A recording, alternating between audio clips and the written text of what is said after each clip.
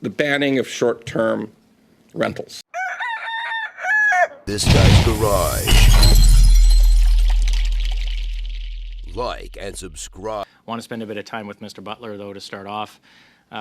Thank you for coming. I know you said it was an honor, so it's nice to have you here. I've said before that nothing ever good comes from Twitter, although I would say given your bluntness and advice that you like to provide in a nonpartisan way, I would suggest is perhaps one of the reasons why you found yourself providing witness testimony today. So maybe in your case, it's a good thing. If you were king for a day and you could change a couple things that would help Canadians out with respect to housing, what would you do? Well, in my opening remarks, I talked about things that I thought about that would create immediate change. The ban on short-term rentals would create immediate change. It would immediately reduce prices instantly. It would discourage developers in the private sector from building micro condos, from building a 385 square foot condo, which is frankly ridiculous. It would eliminate the desire to create that product because there's no market for it other than as an Airbnb. So it would have, and the release of inventory into the space would be immediate. The investors in these Airbnb projects would simply say, well, can't make any more money, I better sell it. And it would be sold to a long-term landlord, or better still, it would be sold to individuals who want to live in the units, which is critical. So that is a great benefit. And the next move has to be that we look at the number of empty homes in major cities in Canada, both in Toronto, the whole of the GTA, and in Vancouver. This area of empty homes, it's real. Like, often people say it's false. You get that feedback in social media that it's not real. There's no empty homes. People like to talk about it all the time.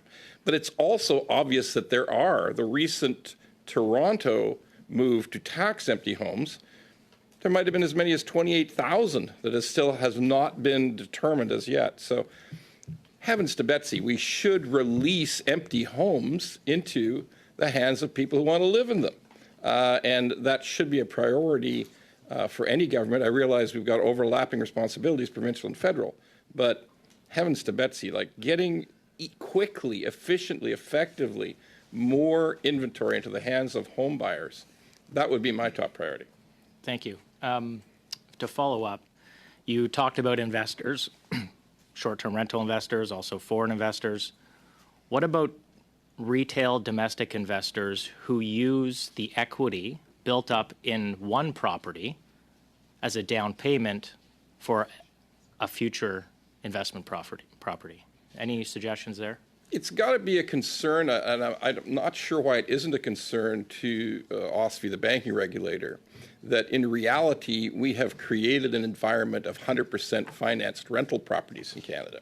By the way, this is something that was eliminated in the United States after the 2008 mortgage crisis down there. They realized we don't want to have anybody doing 100% financing of rentals anymore. It's dangerous, it's highly leveraged, and just as in the environment we see today, it's one of the reasons why rents are going through the roof, is because people are borrowing out of their existing equity on their homes through a line of credit, using it as a down payment on a rental property, getting a mortgage for 80% on that rental property, but it's effectively 100% financing. So it's a very, very simple move for the banking regulator to say, we don't want any more borrowed down payment on rental properties. And that would take a lot of the leverage out of the system.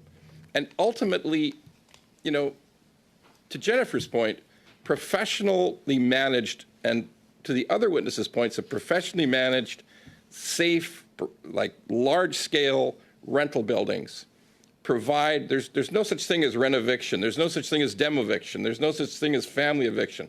It's a safer model for everybody who's in a long-term rental, and this change of eliminating the borrowed down payment for rental properties would allow that amateur landlord to go out of the system. Thank you. A couple quick questions with my remaining time. Would you support an instruction or a move by CRA to verify income for the purposes of mortgage on behalf of borrowers to lenders? It would be my greatest wish. to simply define it quickly for the committee, there is way too much document fraud, income document fraud in Canada. There is way too, you can buy T4s for $8.99 on Reddit. Okay, it would be very useful and a very simple fix to simply say, CRA, we need some linkage to the big banks who have highly secure systems.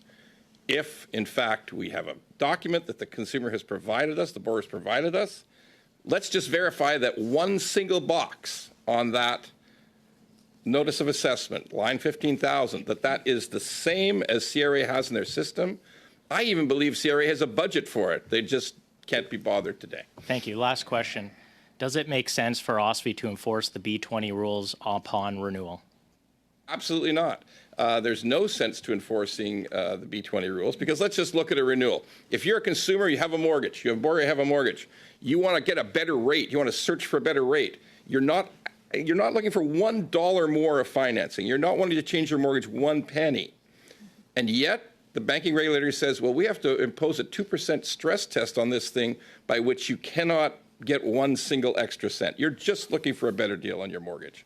And there's no reason, and the regulator has not even developed a convincing reason. It's very mysterious why they think it's still important to have a stress test.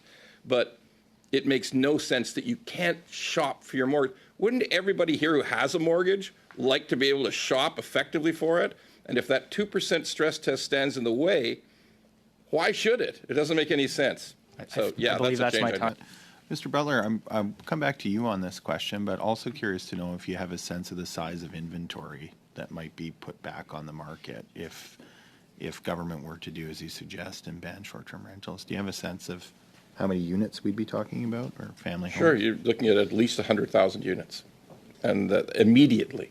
That is something that would come on stream within the course of 1 year. Let's face it, if you can't make money on your short-term Airbnb, you're going to find a way to get out of it, and it'll come on the market just that quickly. And do you have a sense of what that might do to prices in the market if you had that much inventory come on the market at one time? The fear of it is also is actually causing reductions in Toronto pricing right now, today, as we speak. The prices of very tiny condos has started to drop as people unload them, because their belief is that there will be further restrictions on Airbnb. The City of Toronto developed restrictions, and the response to that has been the sale of these units. And as we've observed it in the last 6 months, prices of those micro units have come down steadily. So this is a very immediate and a very effective tool that can be used. Of course, we've heard, we had the Governor of the Bank of Canada, we've also heard other testimony that the fiscal policy of this Liberal government is driving up inflation.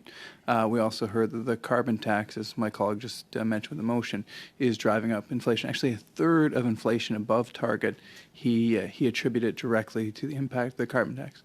If, in fact, we were to get back on target, so we were to bring down interest rates, inflation back down to 2%, and interest rates were to return to what they were pre-pandemic, so say 2%, if you will, as the bank rate, would that help you build more affordable housing?